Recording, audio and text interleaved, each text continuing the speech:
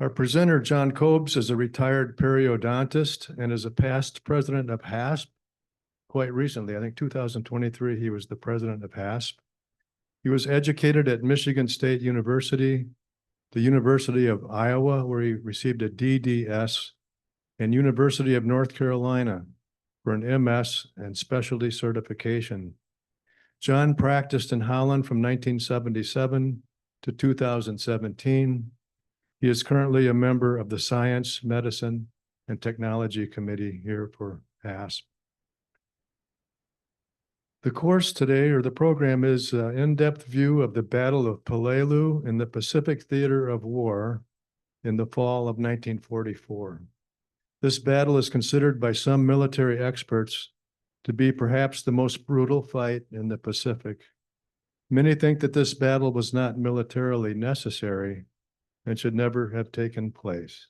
So it sounds like a pretty interesting topic. Let's welcome John Kobes here. Thank you, Andrew. Disclaimer, I'm a periodontist. I am not a historian. I am not Fred Jensen, though I admire him greatly. If he's watching, Fred, you can critique me later. I was asked how I got interested in this. Let me ask, if you don't mind, raise your hands if you had a family member or father who served in World War II. We have a lot in common. My father served in the Pacific. He was a fighter pilot. He flew with the 5th Air Force. He flew two types of aircraft, a P-47 Thunderbolt, which had 8 50 caliber machine guns on it, and the P-51D Mustang, which is his preferred aircraft, and he finished on that one until he crashed it.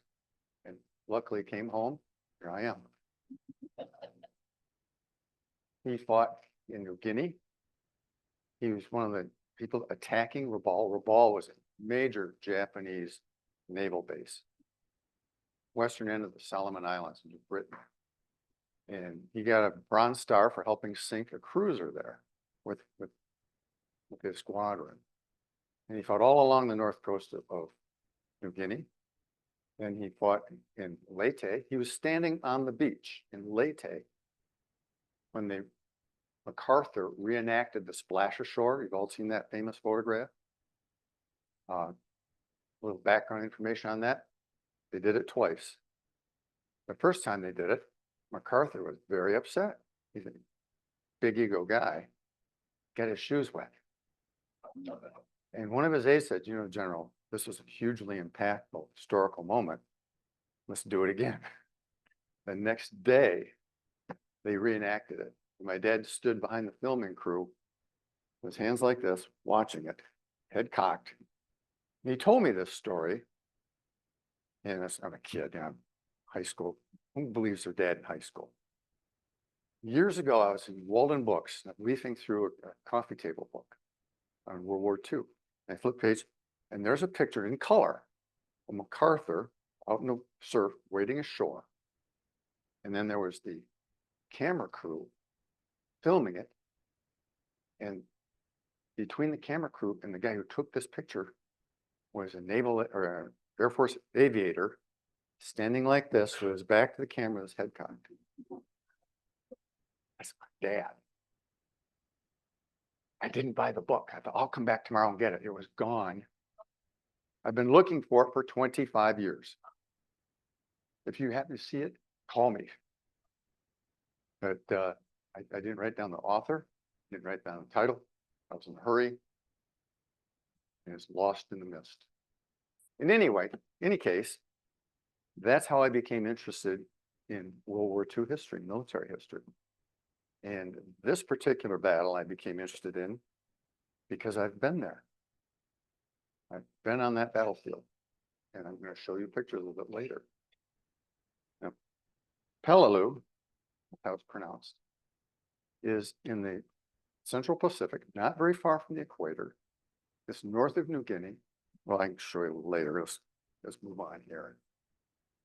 It lasted 2 months, 1 week, and 5 days of pure hell, because the Marines and later on an army division came in there to the 41st, I think, went in there, and they were fighting under those conditions, 100 degrees every day, no shade, no water. Water had to be brought ashore in oil drums that had been emptied.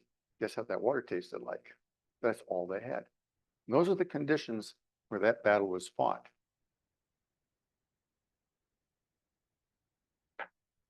Like a laser pointer. How cool is this?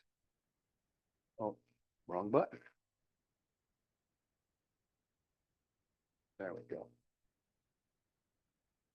Okay. Peleliu is going to be right in there. Better view right here.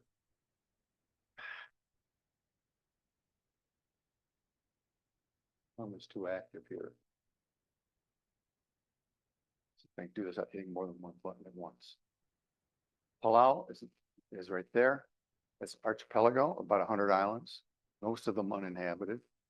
But Peleliu is in the southern end of that chain. Down in that area. This is what the island looked like. And the reason that this island was attacked, that airfield. That's why. It is only a few miles long. It's made up of actually 3 islands. The main island, Peleliu, up there is Negesbus, and way down, you can't see it, as Angora. Ancora is something like it. Anyway, the battle was fought here. It looks like kind of a lobster claw. It's often referred to that way. And it was the 34th, 322nd, and 321st, 323rd Infantry Brigades that came ashore with the Army. They came in later. They did mop-up duty. This was a Marine show, for the most part. Well, who are the commanders here? Everybody knows who Bill Halsey was, Bull Halsey.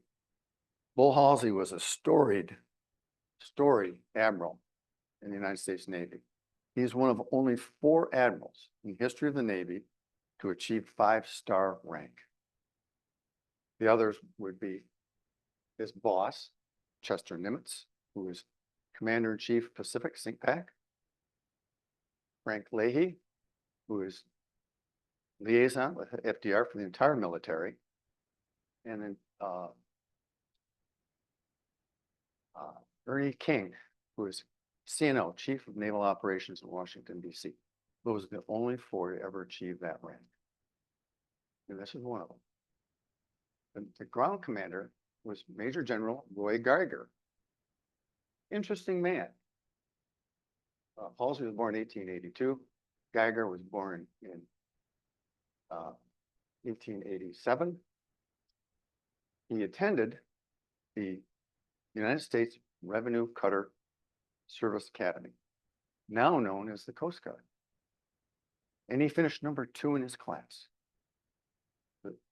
Very intelligent, hardworking guy. When he graduated, he failed the physical and he had to resign. However, General Geiger, at that time a lieutenant, actually a civilian, was a crack shot. He even wrote a book about it, about an infantryman's manual. And he was an expert marksman. And someone in the Marine Corps knew that. They recruited him into the Marine Corps. He went through the Marine Corps candidate school and scored number 1 in that class and became a Marine officer and worked his way up to eventually 3-star rank.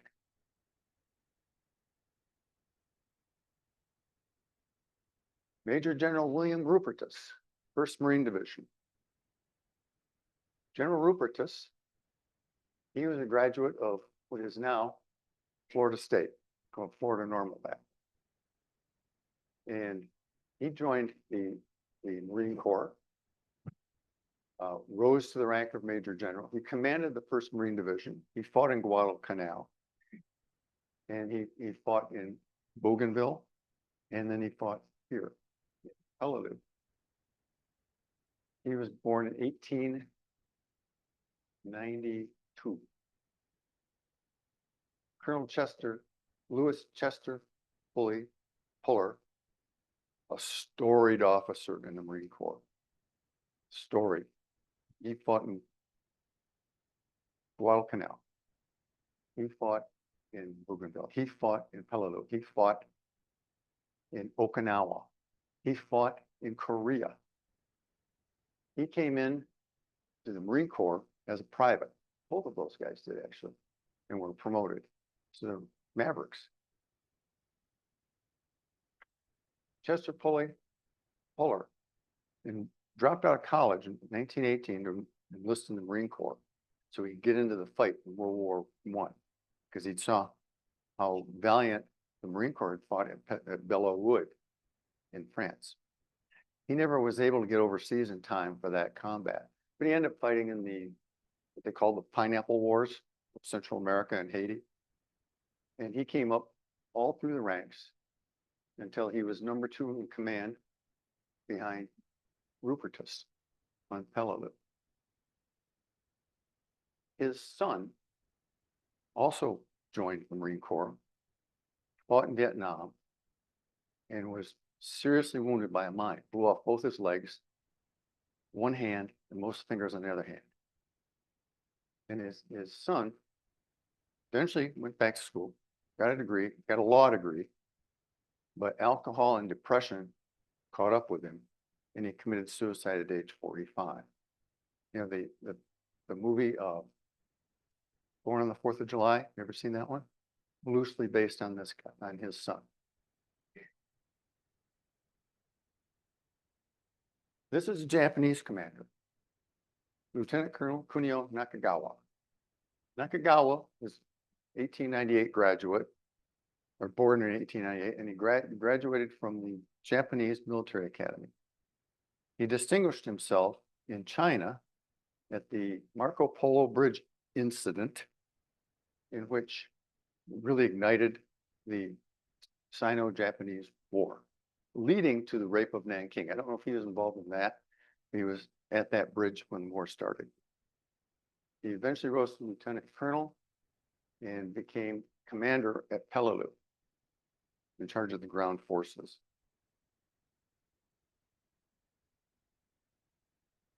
Okay, who was involved in this? 1st Marine Division, known as very best. Old Guard is their nickname. 81st Infantry Division.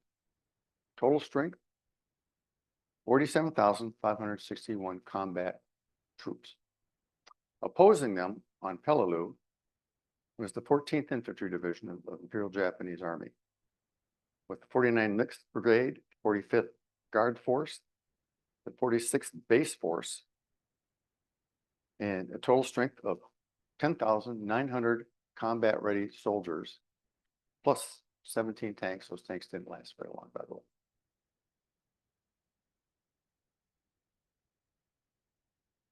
Okay, back to Peleliu. This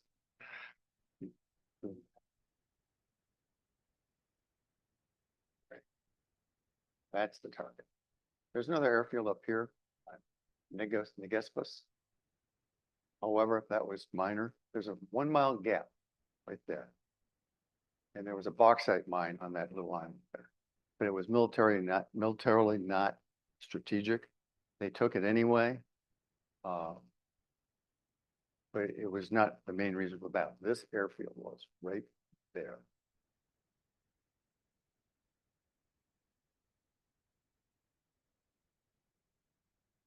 Okay. The pre-invasion naval bombardment began 3 days prior to the landing by the 3rd Fleet, commanded by Bull Halsey. Here are the ships involved. You might recognize some of these. The Pennsylvania, Tennessee, and the Maryland, those were all survivors of Pearl Harbor. They were damaged, repaired, and sent back into the war. Mississippi and Idaho are more modern battleships, more like the North Carolina class. The top 3 would shoot a 14-inch shell. That 14 means diameter. And Mississippi and Idaho would shoot a 16-inch shell.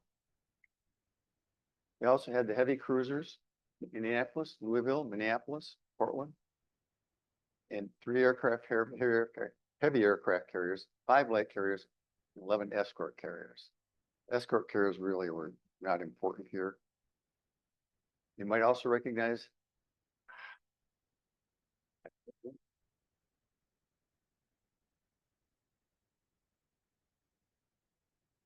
that one. Anybody recognize that one? USS Indianapolis, the ghost ship? Yes. Exactly. It delivered the atomic weapons to Tinian in 1945. They made a reference to it in the movie Jaws, that the Robert Shaw character in that movie was theoretically a survivor of the Indianapolis. Literally hundreds of sailors went into the water and the Navy didn't know the ship had gone down. And they bobbed in that water for days and were attacked by sharks. Famous story. That ship was involved in this action. Okay, naval bombardment. And this is not a North Carolina class battleship. This is an Iowa class battleship. But these are 16-inch guns. And each turret, there are 3 turrets, has 3 of those naval guns. And those projectiles, when this thing shoots a broadside, that ship, which is 850 feet long, 900 feet, somewhere in that range, weighs about 50,000 tons, will literally move sideways in the water 15 feet. That's the kind of firepower that was unleashed on Peleliu and a lot of other places. That's what a shell looks like. To give you some perspective, it's this tall, this big around, weighs over 1,000 pounds, and it is effective to a range of 22 miles. Now it comes in 2 varieties, explosive and armor piercing. That's what was being unleashed upon Peleliu. This is what the landing craft looked like coming ashore, first wave, on the 15th of September, after the bombardment finished. I'm presuming that those little clouds right there are airbursts from Japanese artillery. And smoke along the shoreline, very possibly smoke shells to blind the Japanese. But it's speculation on my part. The terrain of Peleliu, that's an interesting place. There's that air base again. Here's Orange Beach over here. This is the Peleliu Basin. Along this ridge, that's kind of a mountain ridge right here. Somehow this got flipped sideways. These are mangrove swamps in through here and here. A lot of vegetation in this ridge. The height of those mountains, if you want to call them mountains, is between 300 and 400 feet. And those ridges are riddled with caves connected to each other by tunnels. And the Japanese were in all those tunnels. Now, the purpose of the bombardment was to take out the Japanese that were exposed. Very few were exposed. They took out whatever tanks there were. They took out maybe some machine gun nests. It blew away all vegetation on the island. All that greenery was turned into stubble. So there was no place to hide. But it didn't really do much to the garrison of Japanese soldiers hiding in those caves.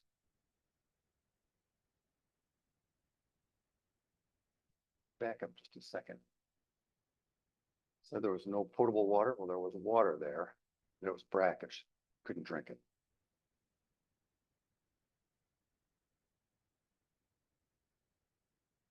There's Orange Beach right there. After they come ashore. And you can see vegetation is just blown to pieces. There's that pond. Here's the ridge right there. Right up there. Went from north to south end of the island. At least 500 caves. The Umbergull Ridge and the Umbergull Pocket right there. Bloody Nose Ridge, that's right next to it. You can tell where this would be a problem if you're familiar with any military tactics, anybody coming in here is exposed to crossfire. Right there. And we had to go there.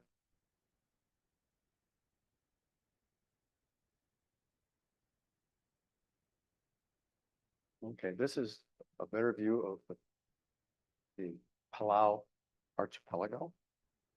Koror is the capital way up there. They had a airstrip up there. They also had a seaplane base up there. Those were not considered consequential. And then further down is Peleliu, right there, and Angkor is there.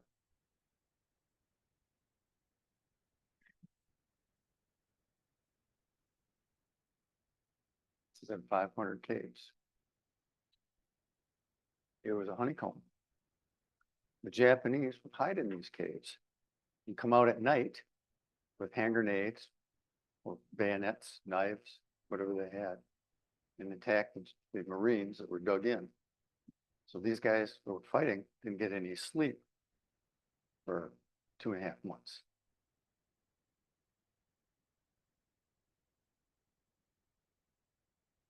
This is an interesting photograph. This is the first place napalm was used in combat ever. If those of you who don't know what napalm is jellied gasoline. And a napalm bomb is about, well, this long, oblong. It doesn't have fins on it. When it's dropped, it doesn't go like that. It tumbles.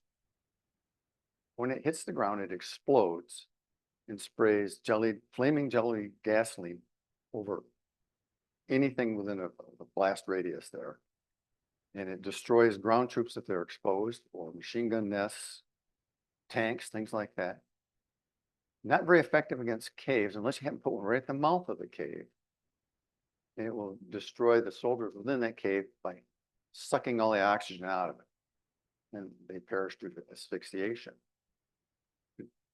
First place it was ever used. My father dropped napalm in the Philippines. He told me, he said, I went and made my run, dropped that stuff, and looked out over my shoulder. And he's a fireball rolling across the ground. He said, scare the devil out of it.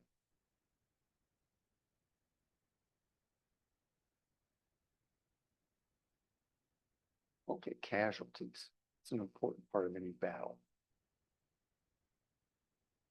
The Americans suffered 2,143 battle deaths and 8,514 wounded. Now, wounded doesn't just mean flesh wound. Some of these guys were maimed for life. Head injuries, spinal injuries, lost arms, legs, eyes. These are serious battle injuries. The Japanese lost 12,033. There were only 360 prisoners because Japanese would not be taken alive. They would never surrender. They saved the last bullet for themselves. Most of those prisoners were probably knocked unconscious, unable to commit suicide. And some of them were probably Korean slave laborers, which were commonly used across the Pacific by the Japanese. Okay, why was this battle fought? It was fought because of these two guys, who you should recognize. Douglas MacArthur on the right, Chester Nimitz on the left. Both famous, highly capable, storied commanders, both of them. MacArthur's probably a little bit more controversial, but still had quite the career.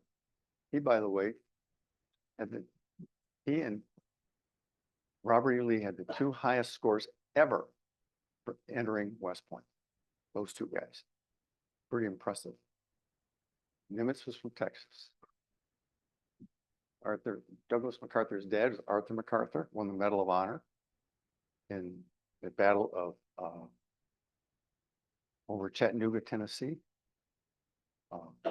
Missionary Point or Missionary Ridge. You've been, yeah, he charged up that ridge, won a Congressional Medal of Honor. MacArthur himself, Douglas, won the Congressional Medal of Honor for escaping from Corregidor on a PT boat. So that was more of a political award. Anyway, these two guys couldn't bear the thought of leaving a Japanese airbase in their rearview mirror and exposing the fleet that was going to invade the Philippines very soon after this. Philippines were invaded in October. And they decided that base in Peleliu had to be neutralized, invaded and taken over. And it's curious they decided this because these are two guys that developed the island hopping strategy of the Pacific, which was highly successful. You know, for example, the biggest naval base in the Pacific Japanese had was in Rabaul. It had about 4 or 5 airstrips, anchorage for all kinds of ships. And we could have conquered it, but it would have been a bloodfest. Tremendous casualty reports would have occurred. And the same thing can be said about Truk Lagoon, which is not that far from here. Truk Lagoon is about a 2-hour flight from Peleliu. Truk Lagoon, those of you who didn't see my lecture on that, it's an atoll. Chain of islands all the way around with about 4 or 5 big ones in the middle. There's a huge Japanese naval base. And both times, instead of conquering those two places and turning in horrific casualty figures, these two guys just went in there with the Air Corps in Rabaul and the Navy in both places and cratered up the runways, shot up all the airplanes, shot up all the fuel tanks, and left them to rot on the vine. So those 12,000 Japanese soldiers, if we had done that strategy, would have been turned into 12,000 Japanese farmers. And their whole job of the rest of the war would be to make enough food to survive. In any case, we didn't follow that strategy. The most aggressive admiral that we had in the Navy in World War II was Bull Halsey. Aggressive to the point of a fault. I don't know if you're familiar with the Battle of Leyte Gulf, where Halsey took the bait and took his whole fleet north to meet the Japanese fleet, which with their carriers. Those carriers had no planes and no pilots. They were decoy. Halsey insisted on sinking the fleet. When he did that, he left the back door open to Admiral Kurita, who came to the Surigao Strait in the Philippines and attacked Leyte. And that's where the Johnson, the little destroyer escort, took on the entire Japanese Navy. This tiny little ship took on the entire Japanese Navy and managed to turn them back. So they never actually got to the landing beaches. And where Halsey made his mistake there, so all he had to do is leave his battleships behind. Didn't need to take them. It wasn't necessary, but he took them anyway. Therefore, there was no one guarding Leyte. He took a lot of heat for that. However, as aggressive as he was opposed to this battle. He felt that it was more appropriate to stick to that strategy of island hopping. Neutralize him, leave him. But these two guys outranked him. So why not? It was militarily unnecessary.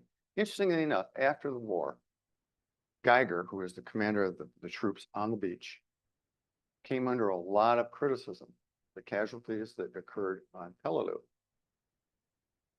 And the criticism was misdirected. And he's following orders. He has to go ashore. It was those two who made the decision, not Geiger. In any case, battle, most military historians would feel that this was unnecessary. A lot of people were killed. A lot of people were maimed unnecessarily because there was never a threat to the Philippine landings, ever. But that's why it happened. Notables. General Rupertus, he predicted the 6-day battle. He later said that this is the toughest battle of the Pacific. Well, that's a little bit of hubris there. I would suggest that Guadalcanal and Iwo Jima were maybe worse, But this was no walk in the park. Japanese changed tactics here. This is a major thing. Prior to this, Japanese tactics were to meet the invaders on the beach, fight them there, get pushed back, push back. Eventually they'd run out of food, run out of medicine, run out of ammunition, get drunk, grab their rifles and bayonets or sticks, whatever they had left, and do a banzai charge. And then the Marines or the Army would just mow them down by the thousands. That was their previous tactic. Not here. Here, they embedded themselves underground. Iwo Jima, the same thing. Okinawa, the same thing. Embedded themselves underground. We had to dig them out one cave at a time with hand grenades and rifles and mortars. You already knew that napalm was first time used here. This is an interesting statistic right here, right there. 13.32 million rounds of 30 caliber ammunition. Those are rifle bullets or 30 caliber machine gun. 1.52 million rounds of 45. That's Tommy guns and handguns. 603,657 rounds of 50 caliber bullets. A 50 caliber machine gun will do a lot of damage. It will cut a person in half. That's a lot of bullets fired on that island. Many of those came from the strafing aircraft, but there were 50 caliber machine guns on tripods or in tanks on the beach. 118,262 hand grenades. Because how do you get them out of caves? Satchel charges and hand grenades and flamethrowers. By the way, show and tell. This is a fuse from an American hand grenade on Peleliu, which I brought home with me. You can come up and look at it later. I can pass it around if you wish. I just kicked in the dirt and there it was. And 150,000 mortar rounds. The statistic is it took 1,500 rounds were used to kill each and every Japanese soldier. Again, another reason not to fight this battle. 8 medals of honor were awarded, 5 of them posthumous. Most medals of honor are posthumous. Peleliu today. The vegetation grew back. There's the airfield. Right there. That's the Umbergall Basin. That's the Umbergall Ridge. Over here is Orange Beach, where the Marines came ashore.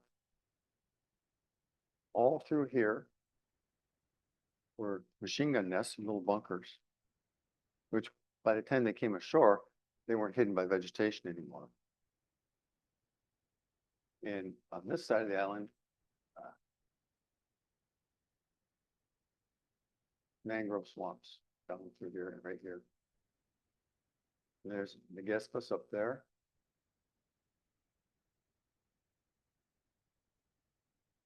That's Orange Beach today. There's places in Orange Beach we can walk along the beach and look, and there's kind of coral along the shore. And there's bullets embedded in the coral, unspent bullets, never fired.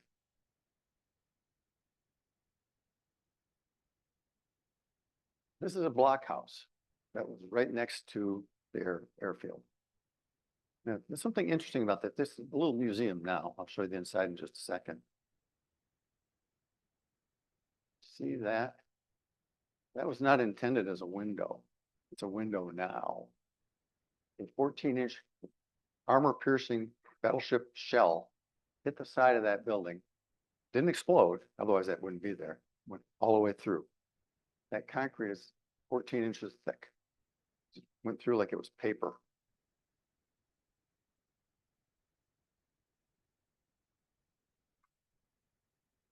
And they're still finding all kinds of stuff on that island. They bring it and put it in here. It's not really a tourist hotspot. It's so far away from everything. Most people who go here are scuba divers. That's why I was there. But this stuff is all over the island. And I'd be interested to walk across this island with a metal detector. You find a lot of stuff. Some of the gun emplacements. That's about a 4-inch cannon right there. Maybe 5. That's what they would face coming ashore.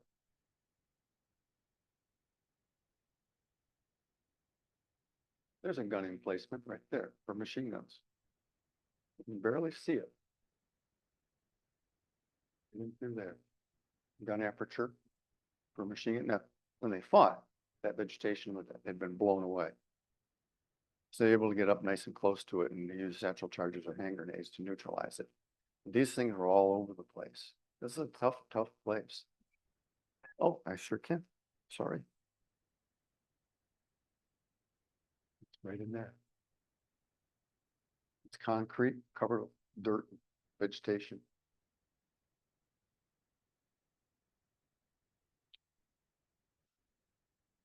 This is an American Amtrak that was obviously taken out during battle. You can't see very well on this one, but on the other side of it, there's a hole about this big around where a Japanese armor-piercing shell went through that Amtrak. So the Marines inside that vehicle probably didn't survive this battle. Now it's just kind of an artifact that sits there. This is a Japanese tank, one of the 17. My dad told me in the Philippines that with his, when he was flying a P-47, it's 8 50 caliber machine guns. And he could literally knock that tank off the road with his guns alone. That's how powerful those guns are. And some of the rounds in those guns are armor piercing too. This is one of the cannons embedded in a cave. That's not facing the ocean. This one's facing the Umbergall pocket there. So the Marines were under fire from this kind of weaponry, that and mortars and artillery pieces in all these caves. They pop out, shoot, pop back in.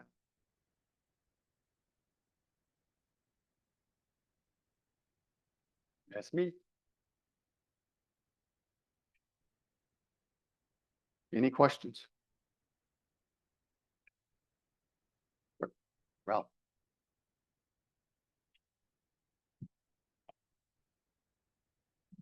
Thanks, John. I never heard of that island before. And my dad fought on Guam, and I recently got his uniform. And there was a patch on this side. It was honorable service, and the GIs called that the ruptured duck because it was supposed to be an eagle, but it didn't look like an eagle. It looked like a ruptured duck. And what it was for is that when you served honorably in the military and got out, you could wear that. And this was the interesting part about the Army allowed that when you got out, you could wear your uniform. Believe it or not, because there was a shortage of clothing. And so soldiers could wear that, and it distinguished them because they had served honorably versus someone that just went AWOL. And they didn't have that, they'd be picked up. And I was wondering, do you have your dad's uniform? I do not. I have his flying helmet. I have his combat knife, which the purpose of that knife was he had to bail out and it's hung up in trees, cut the cords away to get out of that tree before the Japanese found him. Fortunately, he never had to do that. I have the knife, I have his patches, and I have his flying helmet. When I was a kid, that was great at show and tell. I got a lot of mileage out of that thing. And I still have that.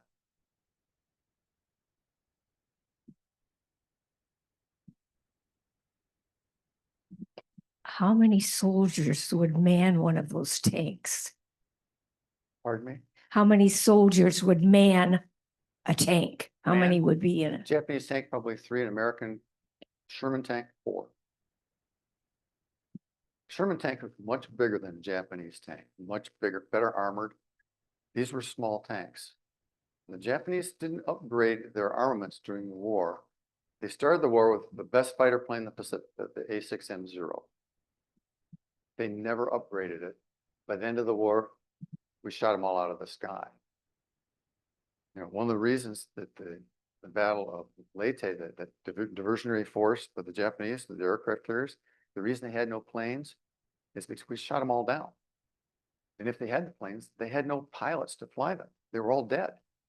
We'd wiped them out previously. They had nothing left. You know, Harvey and I were talking beforehand. His dad fought in the Philippines. And we concluded that my dad was probably flying combat air patrol over his dad in the retaking of Manila and other places in the Philippines. Just a coincidence. Yes.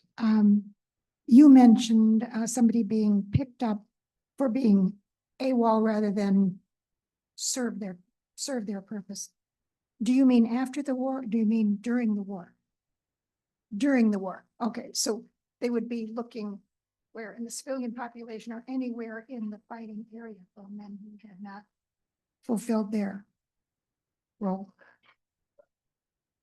Back in the US, they'd be looking for people who had just somehow vanished from the battlefield. Okay, Well, it's very difficult if you're AWOL to hide in Peleliu or Guam or the Philippines. You're going to stand out.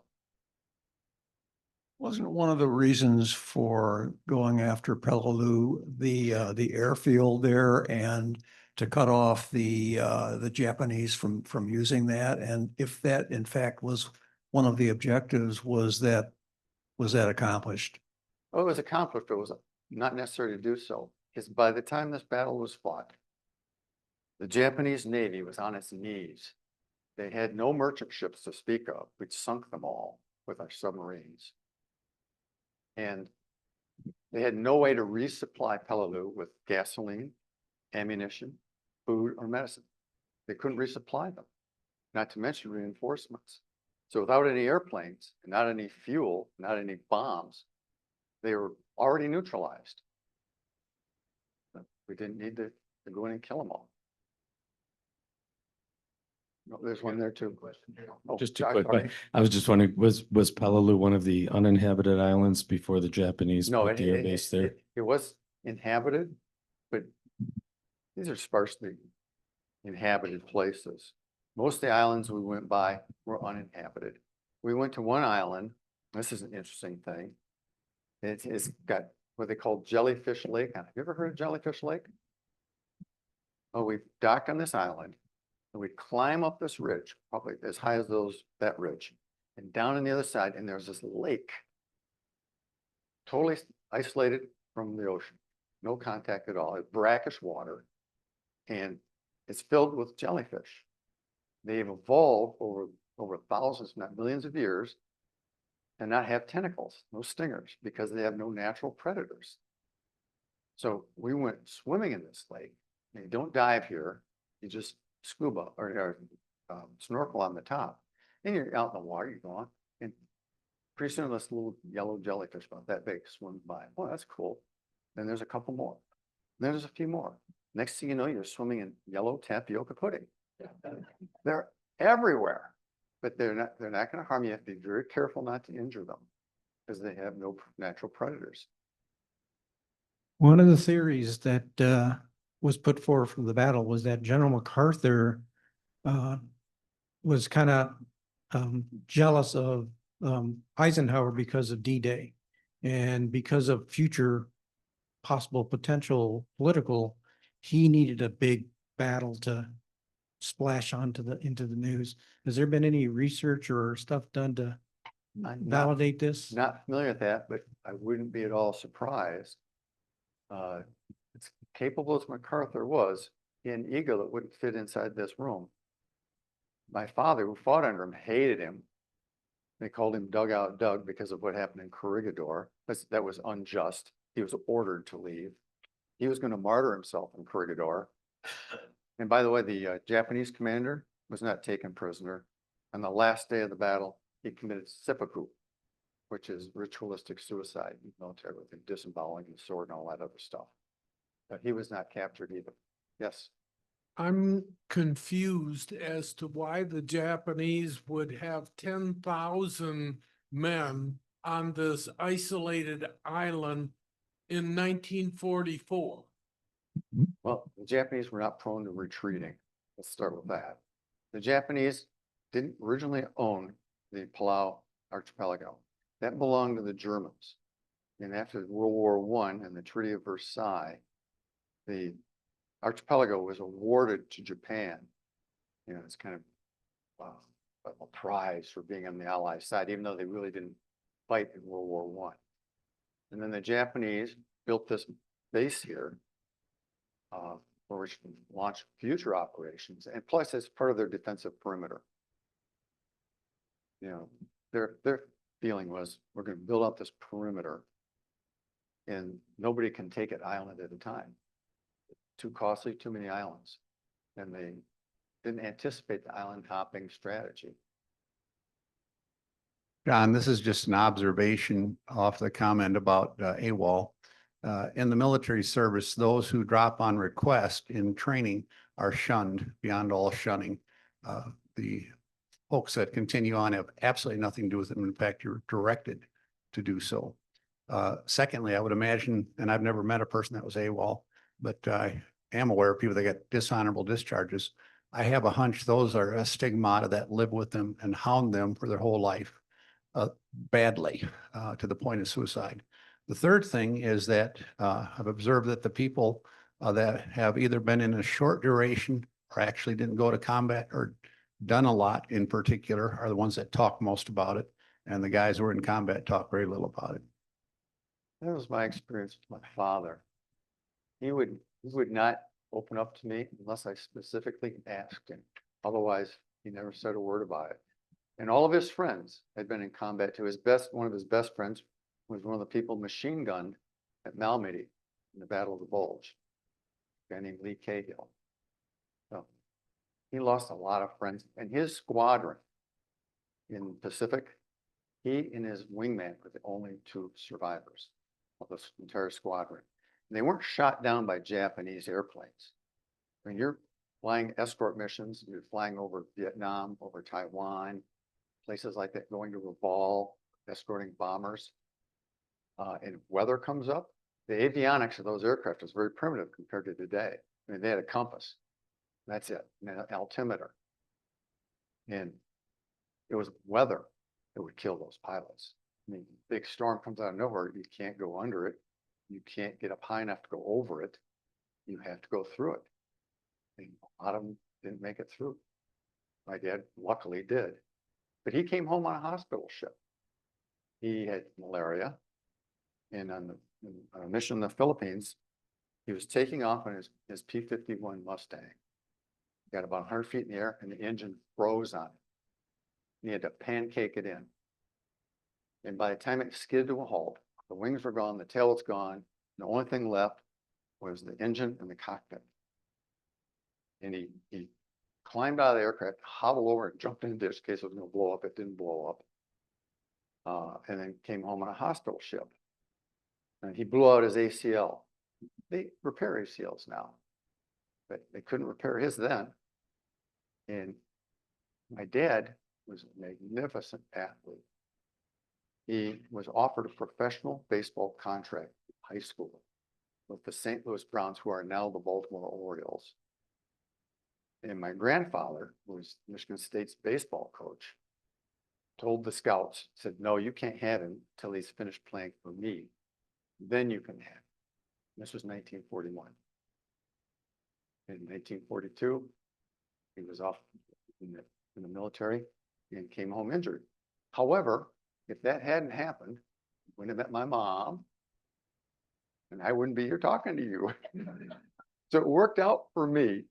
It ended his baseball career, but it worked out pretty well for myself and my brother. So I don't feel too bad about that one. I'm glad he came home, of course, but.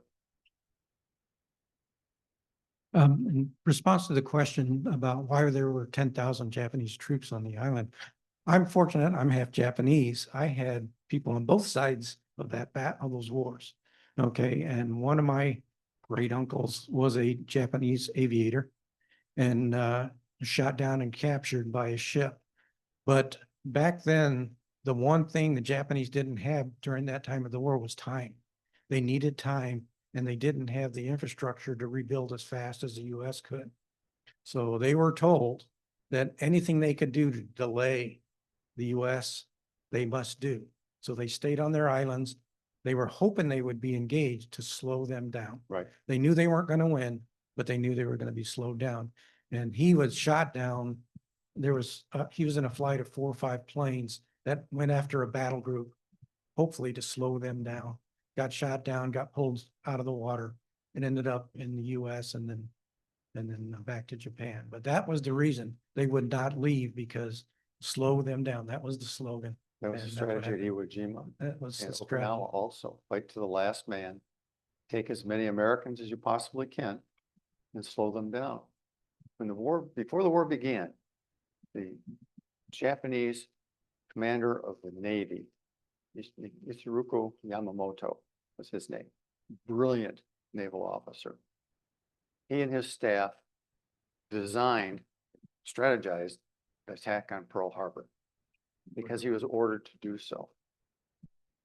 But he was opposed to fighting a war with the United States. He had been a naval attaché in Washington, D.C. for a number of years in the 1930s. He knew our industrial capacity. He knew our temperament. And he had famously said, if this war starts for six months, I will run wild in the Pacific. After that, all bets are off. And he was exactly right. That's how long it took. He was actually killed. He was flying in an inspection mission to Rabaul. And of course, we had broken the Japanese naval codes. We knew he was coming. And they sent up a flight of P-38 Lightnings, that's the twin tail aircraft, and intercepted him and shot him out of the sky. And he was their very, very best military mind. Someone spoke about someone dropping out of training. And again, suffering tremendous penalty for that. Was there a legal way to drop out of training once you had been drafted and started into the training process? I think you could declare yourself a conscientious objector, which doesn't mean You you're, still could declare conscientious objector after you had started training? yeah, but then you they're didn't- probably going to turn you into a medic. Okay, You're not going to be out of the military, but you might not go into combat. but it would just be non-combat service. Probably because if you feel that way, the other soldiers don't want to have you in their foxhole. You know, they have to have someone next to them they trust. If they don't trust you, you don't belong there. Okay, but they would still, whether they stayed in as a medic or whether they would somehow disappear or not be accepted for that, they would still suffer a huge stigma. Yes. As a matter of fact, 4Fs suffered a huge stigma in World War II. Guys that physically were incapable of joining military. You know, they had some health issue that prevented them from enlisting and fighting. And they suffered a lot of criticism, and justly, because they couldn't help that. But, you know, emotions run high when the bullets fly. John, you mentioned how Japanese would not surrender, they'd fight to the death. On the flip side of that, am I correct in believing that they also did not take prisoners? They did, but not very often. The ones they took, they often murdered anyway. Or if they took them prisoners, they would end up in starving conditions in Japan, in horrible, horrible concentration camp type of conditions. There's a book, they made a movie about it. I'm trying to remember the name of the book. Unbroken. It gives you a good idea of what the captured American military people went through. Oftentimes in the Philippines, they started to murder people in the POW camps, which is one of the bigger motivations in Luzon to get to that major camp and release those prisoners, because they were going to be murdered. you and I were talking ahead of time. I didn't know about this island until I read the Pacific, or saw the Pacific show, which was kind of the companion piece to Band of Brothers about the European campaign. And it was really good. Stephen Ambrose, who wrote Band of Brothers, he's given tours of Peleliu over there, taking people there too. I didn't know if you were on that tour. No, I was down diving. But I was reading up before your class today, some of the details online about this island. And I didn't know there was a mining operation there back in the 20s, phosphorus. And that's where all the caves came from. And they were like a honeycomb throughout that place. And the Japanese even installed large steel doors to cover them up so they could, they like you said before, this is the first time that they did draw them into the inner way. But one of the final things they said in the article I read was that in 1947, they found a Japanese officer with 26 men still on the island waiting for the end of the war in 1947, 3 years after the war. They found somebody in Guam in the 1960s. In Guam, he'd been hiding in Guam. The natives of Guam knew he was out there because he'd come in and raid their vegetable gardens forever until the 60s. He finally turned himself in. A couple of things. You're talking about pilots getting caught in the weather and losing them. The other thing that all they had for navigation was a thing called an EA-6B computer.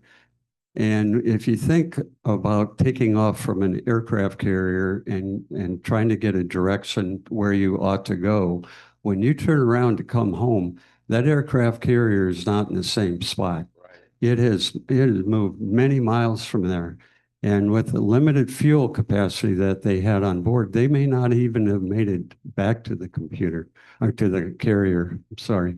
I learned how to use an A6B computer because when I started flying, that's pretty much all they had, me and the Wright brothers.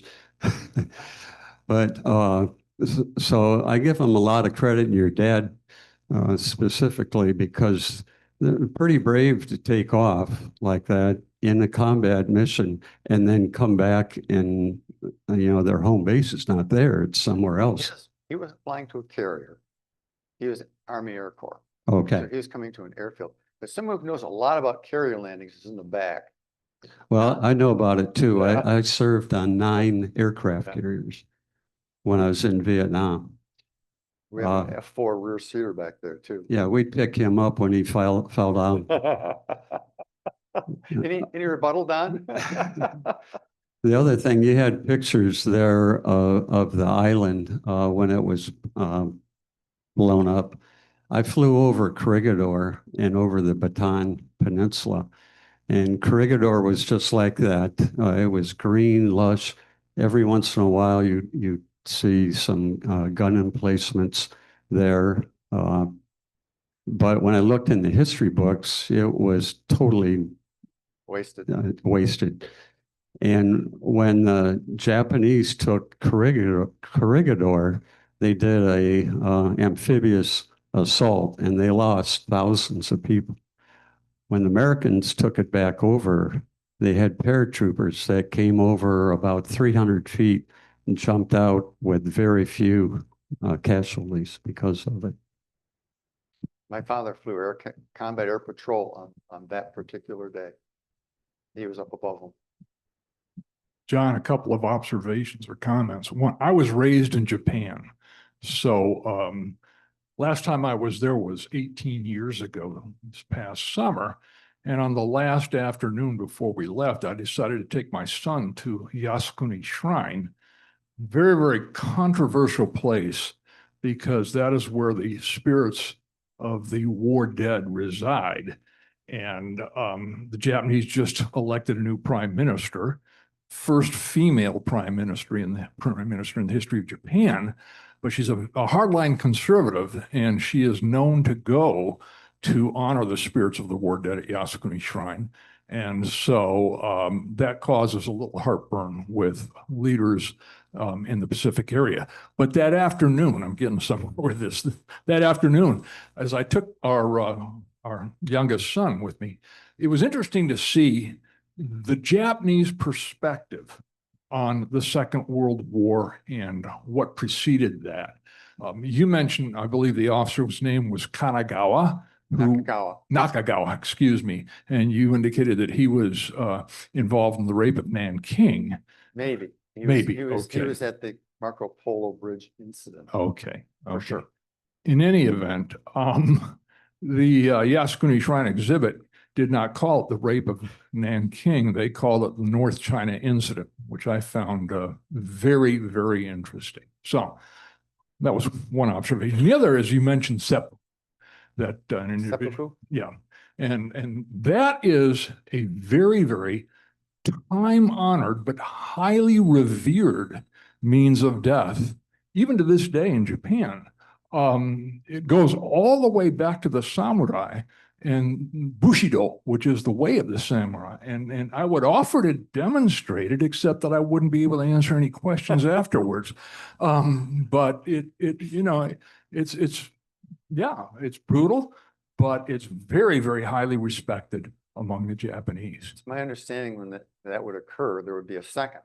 Exactly. So So, when after the person disembowels, so rather than let him suffer, they Right. had to be beheaded on the spot. correct. or You shot had in to the have head a with a gun. second. So you would, disembowel yourself going this way and up, and then your second would, with a samurai sword, decapitate you. Decapitate you, or if they didn't have a sword, shoot you. Frank, there aren't any questions online, or are there? No? Okay. Relative to the question of flying in wretched weather or the combat of war, the fog of war, or mechanical problems, all of which do a lot of people in. I wanted to add a little something about someone moving your house, your parents' house, several counties over, and where is it when you came back? It's known as PIM, point of intended movement. So every time you take off, even today, you have to know where the ship is going to be at X time later if you're an air crew. And we do that routinely even today on ships, because when they practice a mission control or MCON, you can't have any radiation. And so you're trying to find who moved my cheese, where's Waldo kind of thing, but you know where he's supposed to be. And the higher up you are, by the way, you can find them. And if you're down low, it's a problem. Any other questions?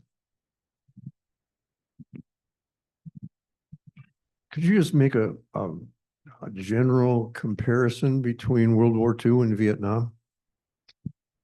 Wow, that'd be a whole new lecture. I'm sorry. Well, World War II, we were attacked. We had to respond to that. The Vietnam War, if you've ever seen the special that was done on PBS about Vietnam, it's about a 5-part series, a deep dive into that. That was one political mistake after another by more than one president. Both parties contributed to that. It was mistake. We were fighting in the wrong place against the wrong people at the wrong time. Yeah, and then lying about it. It was totally different circumstance. The soldiers that came back from World War II were heroes. The soldiers that came back from Vietnam were often mistreated. They were as if they were villains. They were draftees. They didn't want to go there either. It was so unfair the way they were treated. We've been trying to make up for it ever since.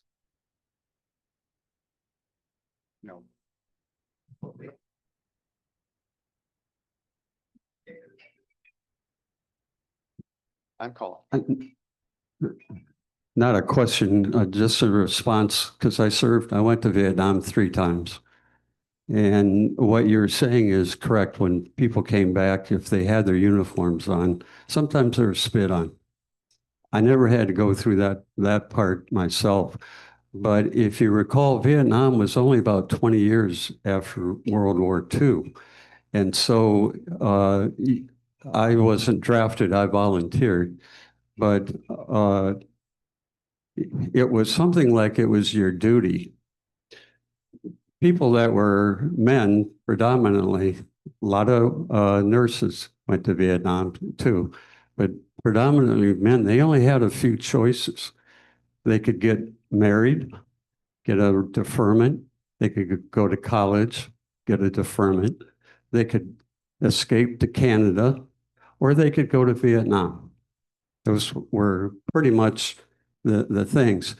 And since their parents served in World War II, there wasn't a question. If you got drafted, you went. You just, Right. that's the Make the thing, choice. thing to do. Once you got over there, it was a different story. And I could go on for a long time about that, but Well, even in World War II,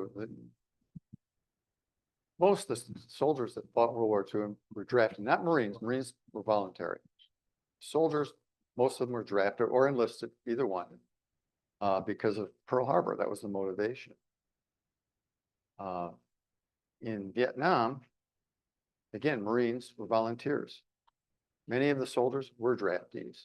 My draft number was 7. But I was in school at the time, and then I was in dental school, and I was worth more to the military as a dental officer than a grunt in the jungle carrying an M16. And by the time I graduated from dental school, it was over. So I was very fortunate there. So my father's greatest fear was that I would go to Vietnam and someone would shoot me. Because he'd been in combat and he knew what it was like. And that was his greatest fear for me. Luckily, it didn't happen. Yeah, and the Vietnam, my father did 3 tours in Vietnam, but he was in Korea. He joined the army in Korea. And I remember when he went to Vietnam, he was gung-ho and, let's go do this and get it over with. Shot down twice.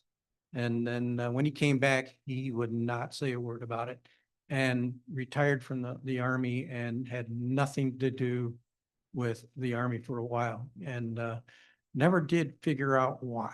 There was something, and a lot of his squadron was the same way. They just were done. And I've always tried to figure it out. Unfortunately, he passed away from exposure to Agent Orange, but always tried to figure it out. But yeah, there's a group in there that were the most gung-ho I've ever seen, and they came back totally demoralized. And Same with my dad. so He was very proud of the fact he was a fighter pilot, best of the best. But he hated the military. He hated his experience in the military. He did not enjoy killing people. He did it because it was his job, but he hated it. Another interesting point about uniforms and getting spit on. The military has gone through different periods of orders on how you travel. Periods that you're ordered to travel in your uniform, you're expected to wear it. And then after the Vietnam experience, that wasn't quite so popular. And then in subsequent engagements, we were ordered not to wear our uniform while traveling. And then we were ordered later to wear them by requirement traveling. I remember traveling through the desert one time in a service dress uniform in my car, and it was windy out. I got Lonesome Joe for a gas station. I spent several minutes running after my cover, my hat in the desert to get it back because I was ordered to travel in uniform, which made no sense. Blue jeans would have been smarter. But nonpartisan, the first president to do anything about non-people in terms of that I remember to specifically do something, and it was kind of quiet. I don't remember getting much press, is Vietnam era vets were sent a letter by President Trump thanking them for their service and a little sticker. But I mean, it was at least an outreach or something. I didn't just know whether to throw it out or keep, I kept it. But I thought that was interesting that at least that was sequential presidents many times later that attempted to do something. I think in most circumstances, American troops were honored, not just here, but abroad, and appreciated. I had 2 colleagues who served in the Air Force, dental officers, and they were stationed in Europe during their active career, and they took a tour. They had some time off, and they went to Normandy, and 2 of them with their wives. They got lost in Normandy because it's easy to get lost there, and they stopped, and there's this elderly farmer standing next to the road, and they asked him for directions, and he gave them directions, and then he asked them if they were American military. It was, yes, we are. Well, thank you. They got in the car and they drove away. And they just happened to look in the rearview mirror as they were driving away. And this elderly French farmer had snapped to salute. So we mean something somewhere to a lot of people. My, my dad was a Marine in the Pacific, including at Guadalcanal, and he never wanted to talk about it. But anyway, it's very informative and interesting program you gave here, John, and it was a really good question and answer session. If somebody still has a question, I'm sure John will stick around and answer it. And Frank, there's no questions back there. So let's thank John again. Hold on. For those of you interested in doing a deeper dive, I recommend that book by Eugene Sledge, who is featured in that miniseries. And also watch the miniseries. It's based on the military life of 3 men. Eugene Sledge was one of them. John Basilone was another one who won the Medal of Honor at Guadalcanal. And Robert Leckie was the third one who published a book after the war. He was in Guadalcanal and then Bougainville. And the name of his book is You'll Be Sorry, which is what they would say to replacement troops coming to join their unit. Anyway, thank you. Anybody wants to see this? It's a real thing. Just kick the dirt and there it was. I wonder if it's dangerous to walk across the aisle if you know step on something that's unexploded or